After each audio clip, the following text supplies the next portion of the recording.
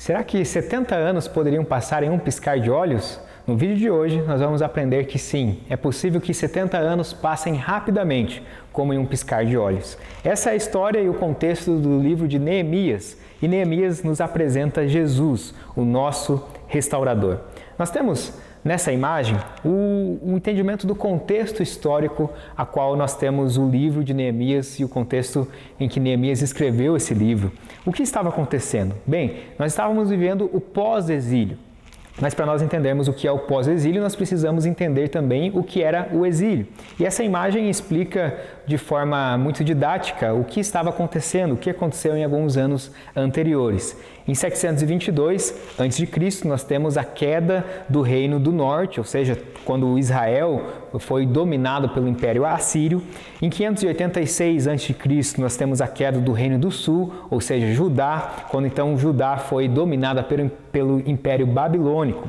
Em 539, nós temos o Império Babilônico caindo sob o reinado então agora do Império Persa. Ciro derrotou a Babilônia e subjugou todas as nações que estavam contidas dentro do Império Babilônico, agora estavam sendo pertencentes sob o domínio do Império Persa. Em 538 a.C., nós temos os primeiros exilados de Israel retornando a Jerusalém. Esse período nós temos aqui, então, o exílio e o pós-exílio começando, o pós-exílio se iniciando. E é justamente nesse contexto de pós-exílio que nós temos o livro de Neemias e também o livro de Esdras. Bem, quando nós vemos a profecia de Jeremias dizendo que o povo ficaria exilado, ou seja, ficaria em cativeiro por 70 anos, nós vemos nesse quadro como isso se deu, como aconteceu. Quando nós olhamos essas datas, nós percebemos que esse período foi maior do que 70 anos. Então, como é que nós podemos entender isso? Nós precisamos observar quando, a partir do ano de 586 a.C., quando toda a nação, de forma completa, foi subjugada. Então, nós começamos a contagem desses 70 anos em 586 a.C. Mas nós finalizamos essa contagem não apenas quando o povo retorna do exílio para Jerusalém, mas quando o povo finaliza a construção do templo, e esse templo então como a marca da religiosidade, a marca da capital, a marca da nação de Deus, da nação do coração do Senhor, e o templo então tendo esse grande simbolismo. Em 516 foi que o templo foi reconstruído e aí nós finalizamos a contagem. E é justamente nesse período que nós temos esses 70 anos de exílio. Então era esse o contexto que o povo estava vivendo, era o contexto do pós-exílio. Mas, quando nós voltamos um pouco atrás, nós vemos que os livros dos reis terminam com o relato do cativeiro, com a invasão da Babilônia, invadindo Jerusalém, invadindo Israel e levando o povo como cativo para a Babilônia.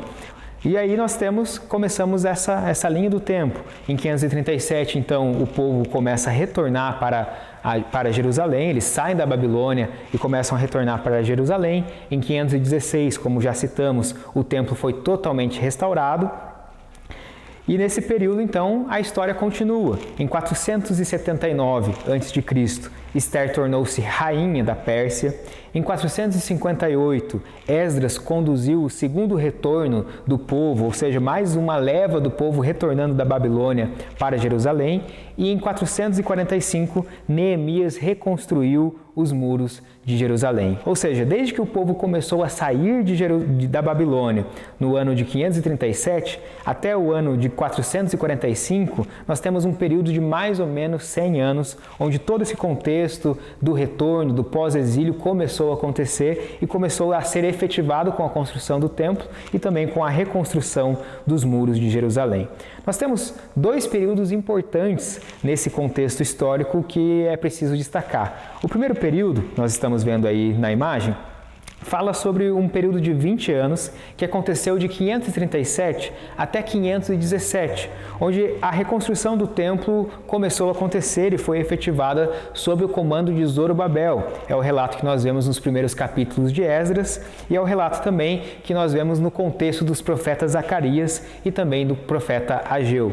O segundo período importante fala de 25 anos, ou seja, de 458 a 433 a.C., que aborda a reconstrução dos muros, da muralha de Jerusalém, sob o comando de Neemias, e esse é o contexto do livro de Neemias, o livro que nós estamos estudando, e também esse é o contexto do livro do profeta Malaquias. Então, esses períodos são importantes para nós compreendermos todo o contexto da nação de Israel e toda a linha do tempo do Antigo Testamento, para nós entendermos o que estava acontecendo aqui no livro de Neemias. Nós temos também alguns personagens contemporâneos a esse livro de Neemias, ao próprio Neemias, ao próprio Esdras, e aí nós temos outros personagens bíblicos que são contemporâneos, outros relatos bíblicos que estavam acontecendo no mesmo período. Daniel é um dos personagens importantes, personagens contemporâneos de Neemias. Daniel foi levado ainda jovem de Judá, ele foi levado ainda jovem para a Babilônia. Nós conhecemos a história de Daniel. Daniel foi um dos grandes sábios, foi um jovem que recebeu destaque como sábio no Império Babilônico. E agora, nesse período de Neemias, ele já era um homem idoso, se ele não houvesse falecido. Jeremias também é um personagem contemporâneo de Neemias. E aqui nós temos essa profecia de Jeremias falando sobre os 70 anos, com a qual nós já citamos. As Escrituras dizem assim nas palavras de Jeremias, profetizando em nome do Senhor. Porque assim diz o Senhor, certamente que passados 70 anos na Babilônia, vos visitarei e cumprirei sobre vós a minha boa palavra, tornando a trazer-vos a este lugar. Ou seja, Jeremias está nesse contexto também de Neemias. Nós temos outros personagens contemporâneos a esse contexto de Neemias. Esther era a madrasta de Artaxerxes, é o rei que liberou a saída de Neemias para a reconstrução dos muros de Jerusalém.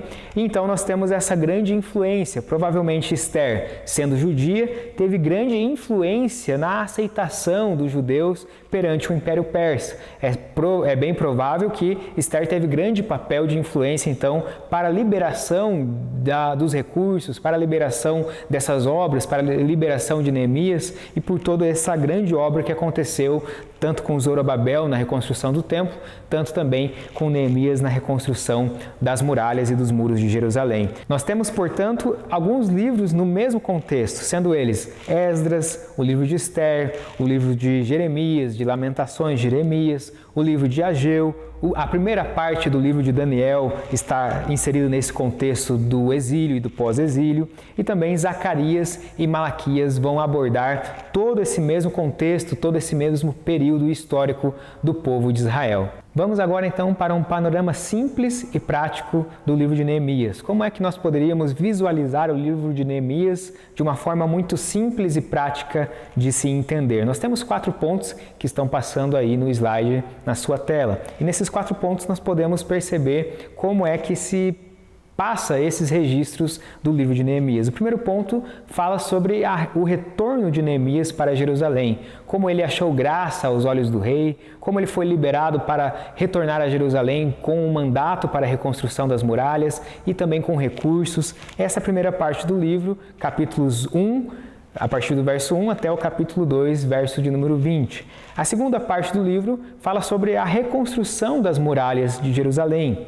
Capítulos 3, do verso 1 até o capítulo 7, verso de número 73, vai contar toda essa história, todo esse registro, as adversidades, como o povo se envolveu para essa reconstrução, como tudo aconteceu nessa reconstrução das muralhas de Jerusalém. A terceira parte agora vai apontar sobre a leitura da lei e a renovação da aliança. Após todo esse trabalho de reconstrução, Neemias, juntamente com Esdras, reúnem o povo, fazem uma leitura da lei e aí todo o povo renova a sua aliança com o Senhor. Essa parte está contida nos capítulos 8 até o 10, verso 39 de Neemias. E aí, por fim, nós temos as outras atividades de Neemias, outros conselhos de Neemias, outras atividades que Neemias realizou já na parte final do livro, ou seja, nos capítulos 11, verso 1 até o final do livro, capítulo 13, verso de número 31. E como é que nós podemos ver, enxergar Jesus no livro de Neemias? Bem, nós vemos Jesus sendo o nosso restaurador. Jesus em Neemias é grandemente, fortemente representado como o grande restaurador da vida dos pecadores que se arrependem e que se voltam para ele. Mas nós temos aqui 3 exemplos práticos que demonstram como Neemias aponta para Jesus nas suas experiências, nas suas práticas, como é que nós podemos enxergar Jesus em Neemias. Em primeiro lugar, nós vemos que Neemias deixa o palácio para restaurar as muralhas, ou seja, ele sai de um ambiente de riqueza, de um ambiente de conforto, para ir a um ambiente desconfortável, para servir a um povo. Assim também Cristo se esvazia da sua glória para restaurar a vida do pecador. É o que nós vemos em Filipenses capítulo 2, versos 5 ao 10, onde o apóstolo Paulo descreve que ele, sendo Deus, abriu mão de sua glória, esvaziou-se de si mesmo e se tornou servo, semelhante a homens, tomando forma de homens, foi obediente até a morte de cruz. Assim também Cristo, então, deixa a glória do céu, se esvazia de sua glória para servir e para restaurar a vida do pecador. Nós temos também o exemplo de Neemias, quando Neemias reconstrói a muralha de Jerusalém, mesmo diante de muita oposição. Assim também Cristo sofreu imensa oposição dos malfeitores. Marcos capítulo 8, verso de número 31, as Escrituras dizem assim: então ele começou a ensinar-lhes que era necessário que o Filho do Homem sofresse muitas coisas e fosse rejeitado pelos líderes religiosos, pelos chefes dos sacerdotes e pelos mestres da lei, fosse morto e 3 dias depois ressuscitasse. Assim então, Cristo, mediante grande oposição, enfrentou uma grande obra, se entregou por essa obra a fim de restaurar a vida do pecador. E o terceiro ponto que demonstra Cristo no livro de Neemias é que assim como Neemias dirige o povo a uma nova aliança, a um novo pacto com Deus após a leitura da lei, assim também Cristo selou a nova e eterna aliança mediante o seu sangue derramado na cruz. Assim então nós enxergamos Cristo na história de Neemias e no livro de Neemias como alguém que sela a nova e eterna aliança com o seu povo. E qual é a aplicação que nós podemos retirar do livro de Neemias? Como isso pode ser aplicado em nossa vida nos dias de hoje, na vida da igreja hoje? Bem, dentre tantas aplicações que nós poderíamos retirar desse livro, eu escolhi uma para a nossa reflexão nesse vídeo.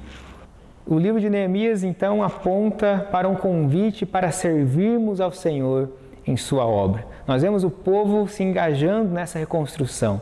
Nós vemos Neemias sendo o líder desse povo. Assim então nós temos Jesus, o nosso líder, aquele que já conquistou, aquele que destruiu os inimigos, aquele que humilhou os inimigos e pode nos levar a um caminho de triunfo e de vitória em meio à sua obra.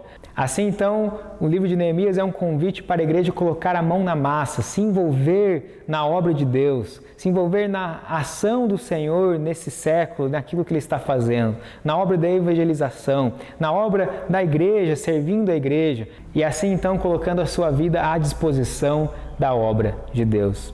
Nós temos o texto de Mateus capítulo 25, verso 21, onde Jesus, falando sobre os servos bons e fiéis, elogia um servo. E a nossa oração, o nosso desejo é que o Senhor enxergue em nós esse coração de um servo bom e fiel. O Senhor disse assim, nessa parábola, como alusão àqueles trabalhadores fiéis na obra de Deus. Jesus disse assim, o Senhor respondeu, muito bem, servo bom e fiel, você foi fiel no pouco, eu o porei sobre muito. Venha e participe da alegria do seu Senhor.